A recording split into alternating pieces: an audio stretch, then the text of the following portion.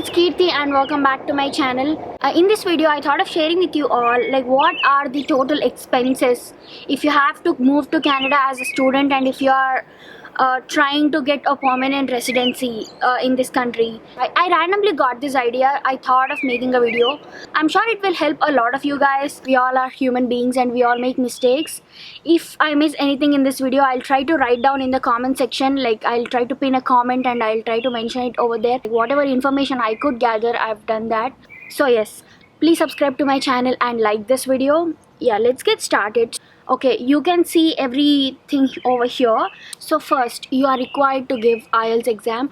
If there is any price I didn't mention correctly, so just consider give or take 500 rupees or give or take $10 to $20. There will definitely be a variation, and all these prices are according to 2020 July. So if you are watching this video literally after 2 years and you think that the prices are wrong, I can't do anything because every time any price can change, so you have to keep that in mind.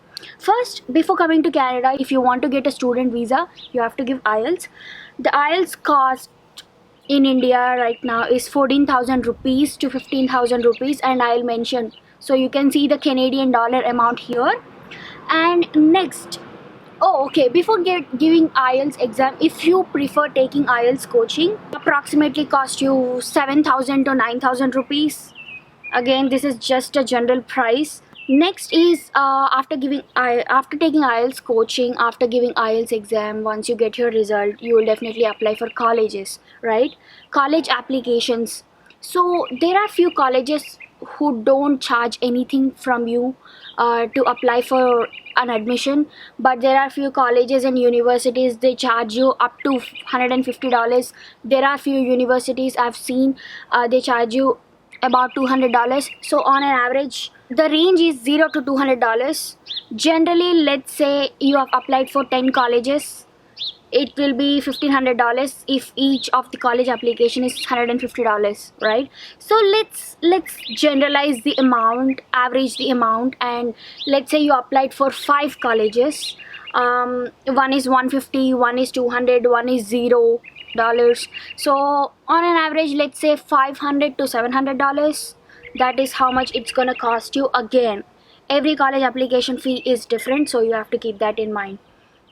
Next, once you get an offer letter, right, you have to get your GIC. So if you are going through SDS program, you have to get a GIC. And let's say you are going to a university and if that doesn't require GIC, from the entire video, consider whatever is applicable for you.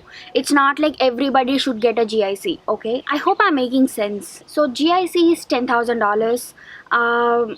Again, if you have to decide between Scotiabank or ICICI Bank, CIBC, I made a very good video. I'll link that in the description box below. You can check it out and you can decide for yourself which bank should you prefer and how to apply for a GIC certificate.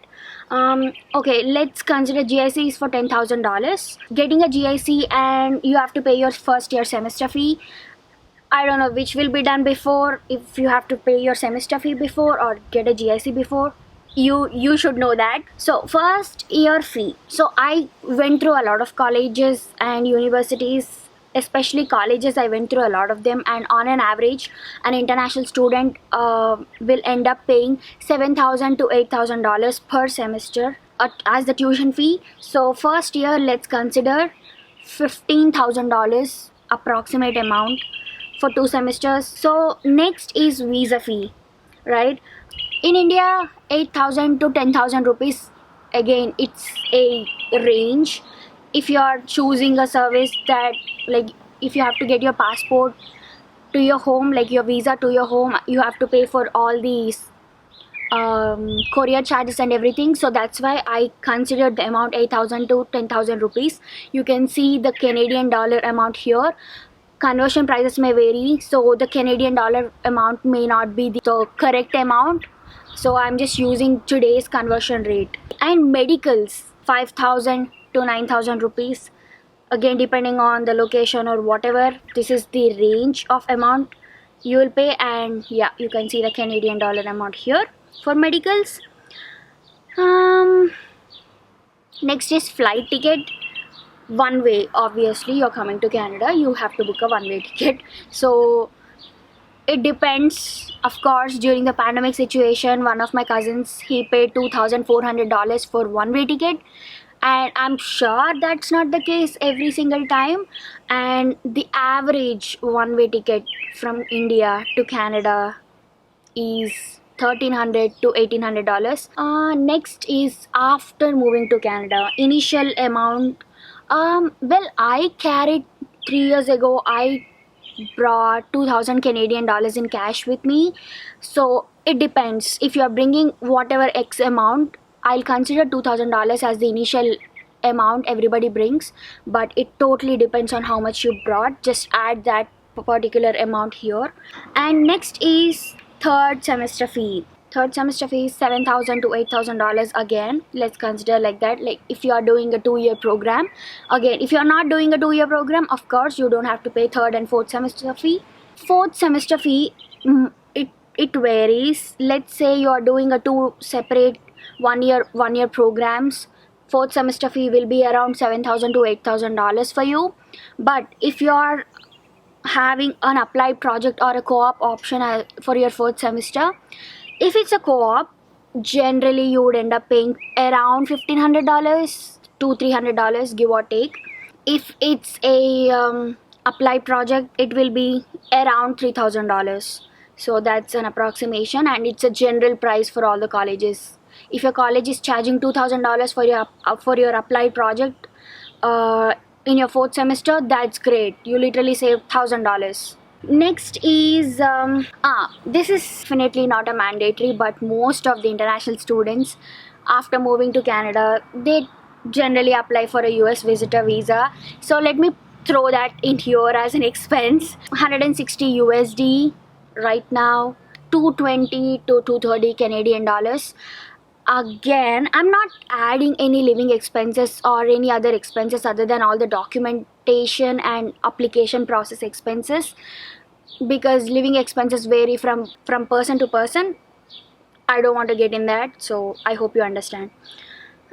Yeah, if you have to apply for a US visa, visitor visa, I suggest you to just complete at least first 2 semesters and later apply. That's my personal suggestion. Next is work permit. So if you have to apply for a work permit, post-graduation work permit, once you're done with your studies, it will cost you $255 to get a work permit. And again, you have to apply for a temporary resident visa. That will cost you $100. So I already made how to apply for all these work permit and everything. I already made a video. Check the link in the description box. When you're applying for your work permit, you have to do biometrics, and that will cost you $85. Next is PR. Okay, if you're applying for a general express entry, these are your costs. Okay, you have to take Ielts, $300 each attempt. You have to pay $300. Next is VES, $220. Like right now in 2020, this is the VES cost. VES $220. If it's a fast delivery, you have to pay another extra $85.